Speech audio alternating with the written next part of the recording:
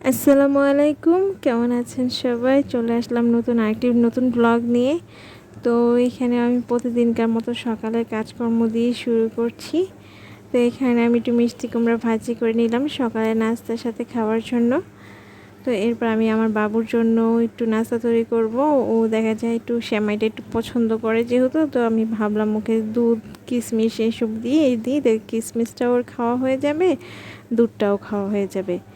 তো এরপর মানে নাস্তার পর আমি অন্যান্য কাজ করছিলাম। তো করার ফাঁকে দিয়ে আমি হেলদি ড্রিঙ্কসটা খেয়ে ফেললাম। এটা আমি নিজেই ঘরে সম্পূর্ণভাবে তৈরি করেছি আমার বিটরুট দিয়ে আর আমচুর পাউডারটা দিয়ে। তো আম্মুর জন্য একটা গ্লাস করলাম আর আমার জন্য এক গ্লাস করলাম। আমারটার মধ্যে বিটরুট পাউডারটা ইউজ করেছি, সাথে আমচুর পাউডার আর সামান্য পরিমাণে একটুখানি চিনি দিয়েছি। আর আম্মুর জন্য যেটা করেছি সেটার মধ্যে আমি শুধু জাস্ট আমচুর পাউডারটা দিয়ে আর সামান্য পরিমাণে চিনি দিয়ে আম্মুকে সেটা মিক্সড করে দিয়েছি। তো এরপর আমি আবার রান্নার কাজে আবার চলে আসলাম। এখানে এক চুলায় চা বসিয়ে দিয়েছি আর অন্য চুলায় বাবুর জন্য খিচুড়ি করছিলাম। তো এখানে একটু মন চাইলো, যেহেতু দুপুরবেলা একটু গরমের সময় দুপুরবেলা একটু আম ভর্তা বা যে কোনো কিছুর মাখা খেতে কিন্তু সেই টেস্ট লাগে। তো সে যেহেতু বাসায় কাঁচা আম ছিল, তাহলে আম মাখা হবে না, এটা তো আর হয়ই না। তো এখানে ইন্টারেস্টিং ব্যাপারটা হলো এই আম মাখাটার মধ্যে কিন্তু দুধ মেশানো হয়েছে, গুঁড়ো দুধ। এটার রেসিপিটা সম্পূর্ণই আমার ভাই মাখিয়েছে, এটা আমি করিনি। আমি জাস্ট কেটে কুটে দিয়েছি, ও মাখাটা ওই করেছে, কারণ আমি কখনো এই যে গুঁড়ো দুধ দিয়ে আম মাখা খাইনি কখনো। তো টেস্ট ছিল, ভালোই ছিল মাশাল্লাহ। আপনারাও এমন ট্রাই করে দেখতে পারেন। তো এখানে আমি আবার চলে আসলাম, আমার পান্তা ভাত রেখেছিলাম আমি কিছু আগের দিনের, সেটাকে আমি একটু ব্লেন্ডিং করে নিয়ে সেটাকে আমি এই হলুদ আর সামান্য পরিমাণ জিরা দিয়ে এটা পাঁপড় বানাবো আর কি, ভাতের পাঁপড়। তো ভাতের পাঁপড় বানানোর জন্য আমি এটা রেডি করে নিচ্ছিলাম। ভাবলাম কেন ভাতগুলো নষ্ট হবে, আর দেখা যায় পান্তা ভাত বেশি নরম হয়ে গেলে কেউ খেতেও চায় না। তো তার জন্য এই পদ্ধতিটা করে নিলাম। তো এর মাঝখানে আমি একটু আবার বেগুন ভাজাও করে নিয়েছি আর করে নিয়েছি পটল ভাজি। এই যে পটল ভাজিটা দেখতে মাশাআল্লাহ অনেক সুন্দর হয়েছে, খেতেও টেস্ট হয়েছে, কিন্তু দেখতে আরও সুন্দর হয়েছে অনেক, মানে দেখেই মনে হচ্ছে যেন একেবারে অন্যরকম কিছু। তো এই খুব সহজভাবে আমি পটল ভাজিটা করে নিয়েছিলাম।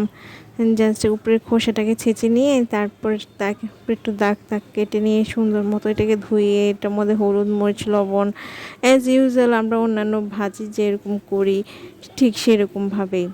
তো ওই হলুদ লবণ মরিচ এগুলো মেখে টেকে তারপরে কিছুক্ষণ পরে আমি এটাকে ভেজে নিয়েছিলাম।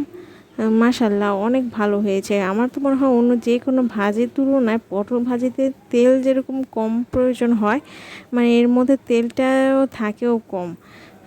অন্যান্য বেগুন ভাজিতে যেমন বেগুনটা তেলটাকে চুষে নেয়, পটল ভাজি কিন্তু ঠিক তেমন না। পটল ভাজিতে আপনি দেখবেন যে আপনার তেল থেকে যাবে, পাতিলে আপনি যতটুকু তেল দিবেন তার কিছু পরিমাণ হলেও থেকে যাবে। আমি এটাকে লাল লাল করে এটা তুলে দেবো। মাশাল্লাহ কত সুন্দর হয়েছে, আমার তো এখন ভিডিওটা দেখে এখন মনে যাচ্ছে যে আমি আবার খেয়ে ফেলি, এমন ভালো লাগতেছে দেখতেই। তো এরপর আমি আবার চলে গেলাম দুপুরের জন্য আরেকটু রেসিপি করতে, সেটা হচ্ছে গিয়ে আলু ভর্তার রেসিপি। এটা অ্যাজ ইউজুয়াল সবাই যেমন করে আমিও ঠিক সেইভাবে করলাম, সেজন্য এটা শেয়ার করা হলো না। তো এরপরে আমি দুপুর খাওয়া দাওয়ার পরে রেস্ট না করে আমি আবার চলে আসলাম একটু গরম মশলার গুঁড়া করব। বাসায় গরম মশলার গুঁড়োটা শেষ হয়ে গেছে, ইমার্জেন্সি, নাহলে হয়তো বা একটু পরে করতাম, কিন্তু যেহেতু একদমই শেষ হয়ে গিয়েছে তো খাওয়া দাওয়ার পরে এই কাজটা করে ফেলছি। এখানে আমি গরম মশলার সবগুলো উপকরণ নিয়ে নিয়েছি, মরিচ, গোলমরিচ, লবঙ্গ, এলাচ, দারচিনি, মৌরি, ধনিয়া, তারপর নিয়েছি কিছু স্টার মশলা, তারপর জয়ফল, জয়ত্রী, সবগুলো উপকরণ নিয়ে নিয়েছি। তারপরে একটু সামান্য গরম করে একটু মচমচের মতো গরম করে এটাকে আমি ব্লেন্ডিং করে নিয়েছি। মাশাল্লাহ আমার এতখানি হয়েছে, দেখছেন। বাহিরের আমরা কিন্তু কিনতে গেলে এই যে দামের মানে গরম মশলা কিনি প্যাকেট, সেখানে কিন্তু সামান্য পরিমাণ থাকে, আর এখানে আমি অল্প কিছু উপকরণ দিয়ে মাশাআল্লাহ আমার অনেকখানি বের হয়েছে।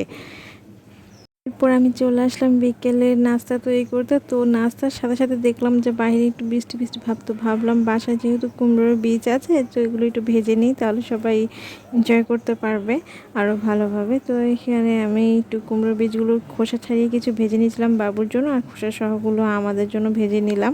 এটা কিন্তু বাচ্চাদের জন্য খুবই উপকারী। তো আজ এই পর্যন্ত, সকলে ভালো থাকবেন, সুস্থ থাকবেন, আল্লাহ হাফেজ।